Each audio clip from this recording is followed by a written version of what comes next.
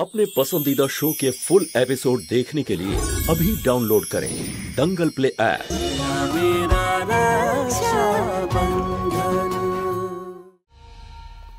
रोशनी रोशनी স্ত্রীর জীবনে স্বামীর মূল্য ঠিক কতখানি সেটা আজ ওকে বোঝাতেই হবে। রোশনি, আরে এই রোশনি চল। আরে এটা কি করছেন আপনি? আয় আমার সাথে। আমার ব্যাগ নিয়ে কোথায় যাচ্ছেন আপনি? তোর কথার উত্তর দেওয়ার জন্য আমি এখানে দাঁড়িয়ে নেই, চল আমার সাথে।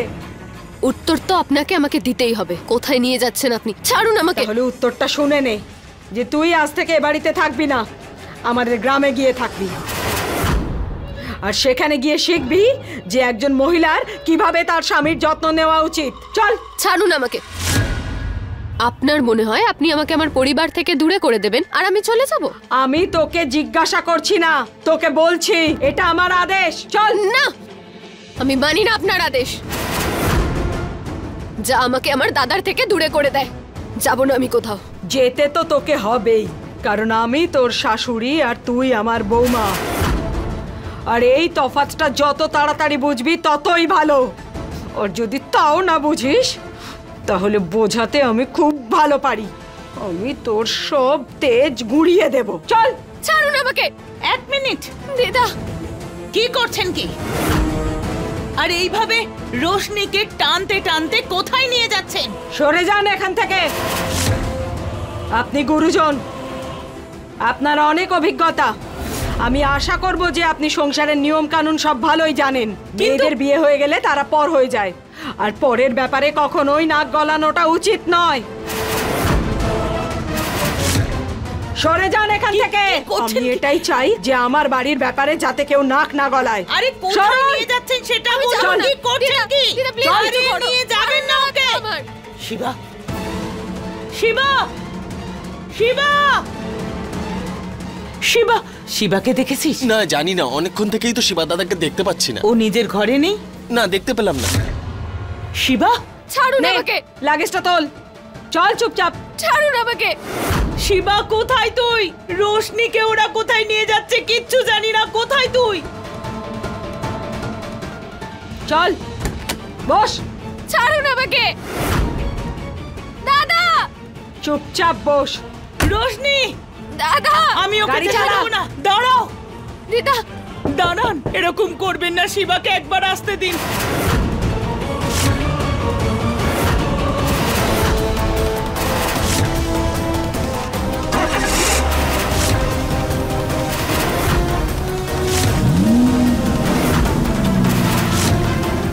কি হলো? গাড়িটা চালা।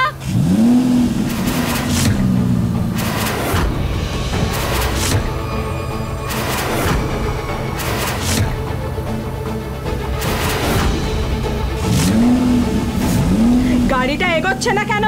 মালকিন, পেছনে দেখুন একবার।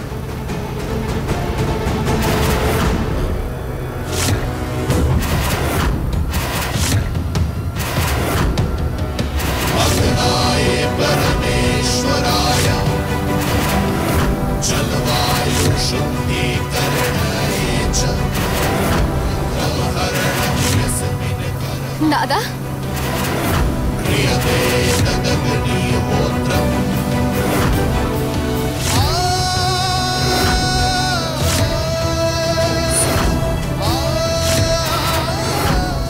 আমি বলেছিলাম না আমার দাদা আমার ডাকে নিশ্চয়ই আসবে। আমাকে নিজের থেকে কোথাও দূরে যেতে দেবে না ও।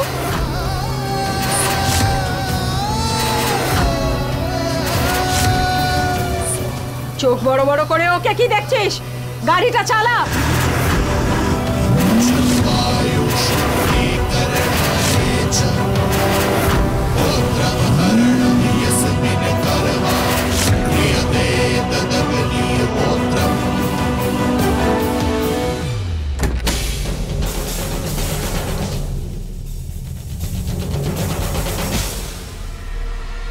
শিবা, তুই আমাকে রোশনিকে গ্রামে নিয়ে যাওয়া থেকে আটকাতে পারবি না।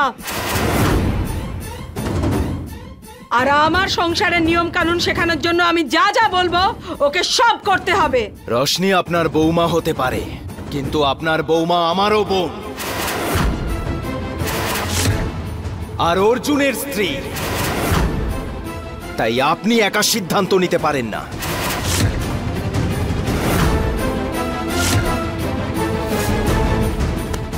ও আমার বৌমা, আর আমার ছেলের এতে কোনো সমস্যা নেই আমি যদি ওকে গ্রামে নিয়ে যাই।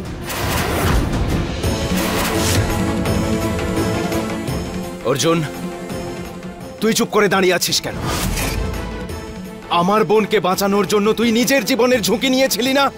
আর আজকে তোর মা তোর থেকে তোর স্ত্রীকে আলাদা করছে, আর তুই চুপ করে পাথরের মতো দাঁড়িয়ে আছিস।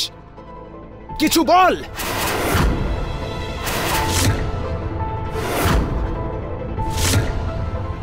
অর্জুন! অর্জুন তাতেই হ্যাঁ বলবে যাতে আমি হ্যাঁ বলবো। অর্জুন, বলে দে সবাইকে যে তোর কোনো সমস্যা নেই আমি যদি রোশনিকে গ্রামে নিয়ে যাই। তো বলে দে যে আমার মা যা বলবে তাতেই আমার সায় আছে।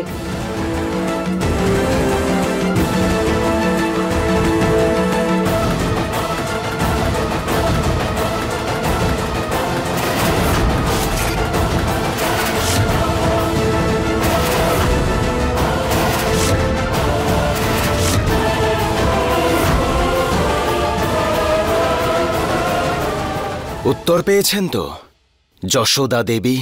এখন যাই ঘটুক না কেন, রোশনিকে তো আমার সাথে আমি নিয়ে যাবই।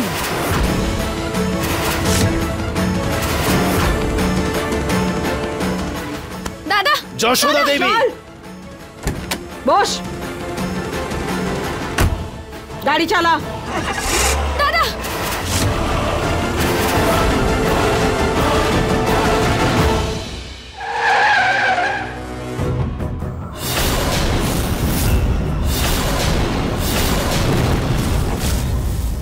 দাদা!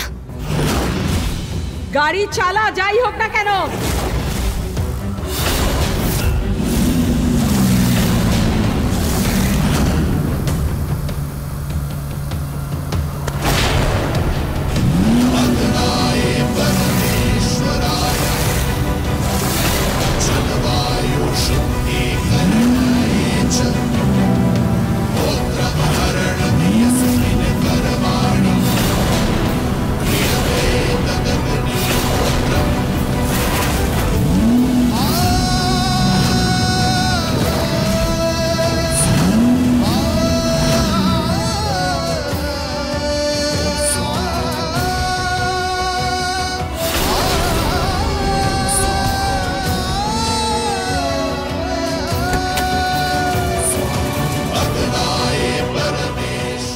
আয়।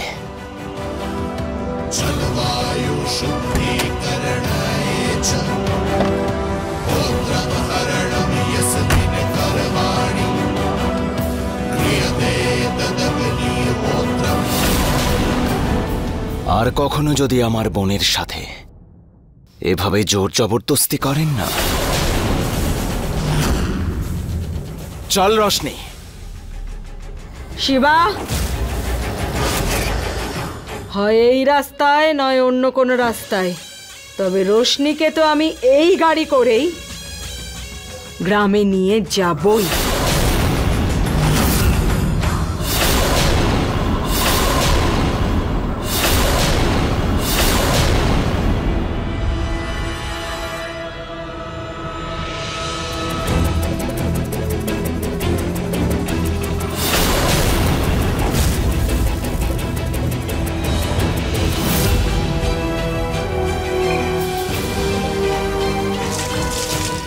কি করছিস শিবা?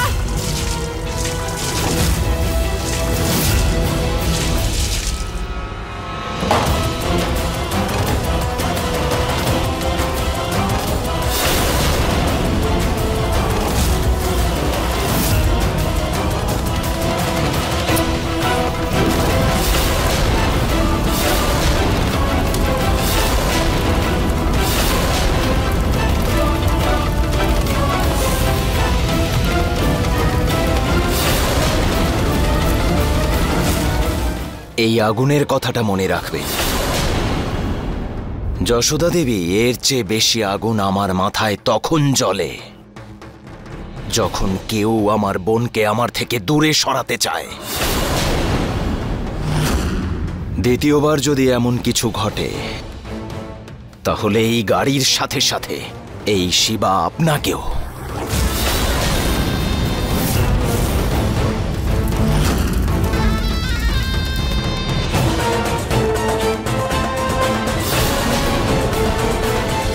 আমি মা হতে পারবো শিবা।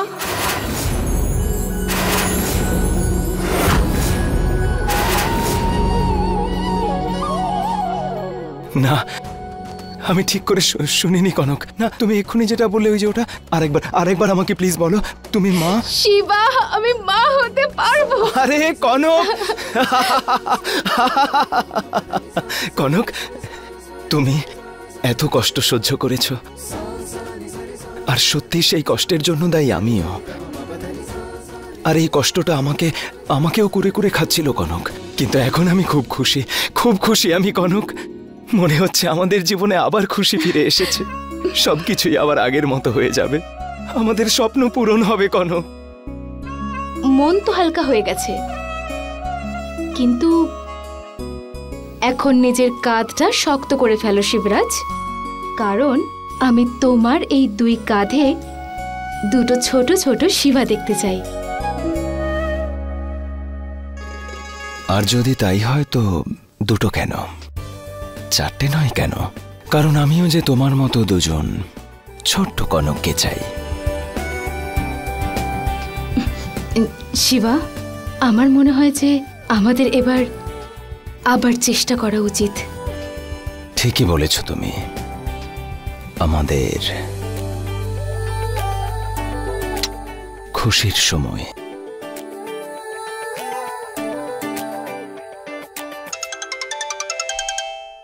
আরে তোমার ফোনটা আসার আর সময় পেল না।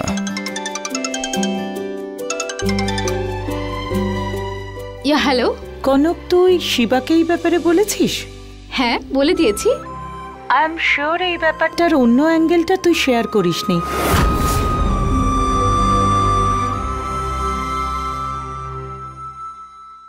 কনক, তুই এই ব্যাপারটা খুব লাইটলি নিচ্ছিস। হ্যাঁ, আমি বলেছি তুই মা হতে পারিস, কিন্তু এতে তোর প্রাণ সংশয় আছে, 90% চান্সেস আছে।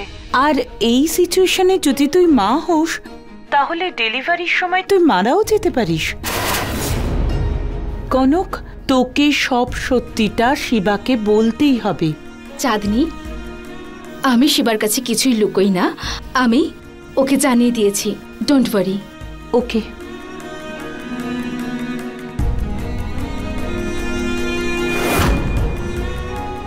শিবা কোথায় চলে গেল হঠাৎ?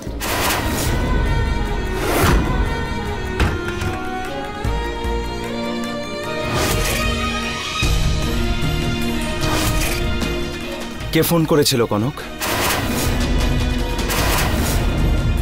আমি তোমাকে পুরো সত্যিটা জানাইনি, আর আমি আমাদের দুজনের মধ্যে এমন কোনো কথাই আর আসতে দেব না যা আমাদের আনন্দ কেড়ে নেয়। ওই আমাদের প্রতিবেশী শ্যামা আছে না, ও ফোন করেছিল।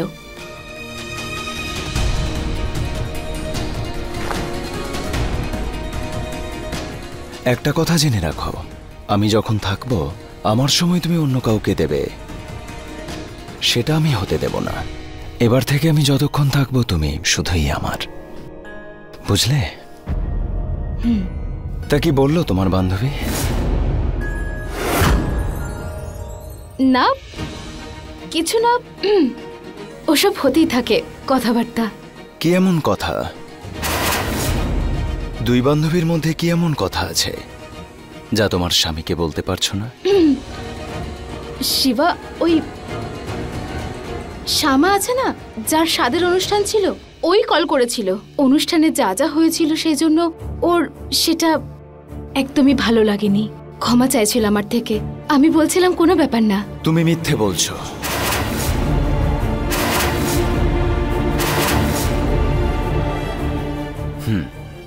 এমনটা তুমি তখনই করো কনক, যখন আমার কাছে কোনো কথা লুকো।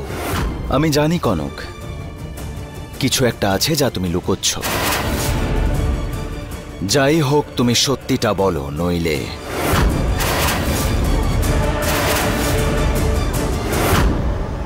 নইলে মজা করছি কনক, মজা করছি। আমি দেখছিলাম আমার এই নকল রাগ দেখে তুমি কি করো। তুমি যে ভয় পেয়ে গেছো। শিবা, চিন্তা করছো কেন? আচ্ছা, তুমি তোমার বান্ধবীকে খুশির খবরটা দিয়েছো তো, যে তুমি এবার মা হতে পারবে? তুমি বলেছিলে না যে এবার আমাদের চেষ্টা করতে হবে? চলো তাহলে।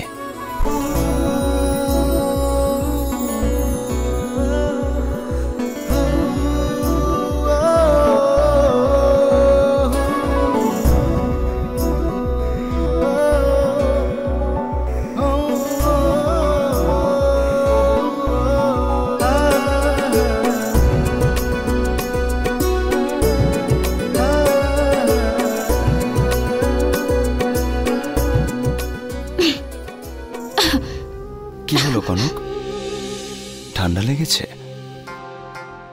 জানি না কেন মাথা ব্যথা করছে একটু। খুব মাথা ব্যথা করছে? দেখি শুয়ে পড়ো, একটু শুয়ে পড়ো। আমি তোমার জন্য কিছু নিয়ে আসছি, ঠিক আছে?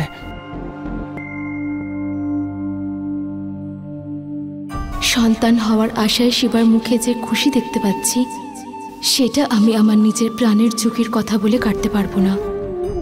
এখন যাই হয়ে যাক না কেন, আমি শিবার সন্তানের মা হতে চাই।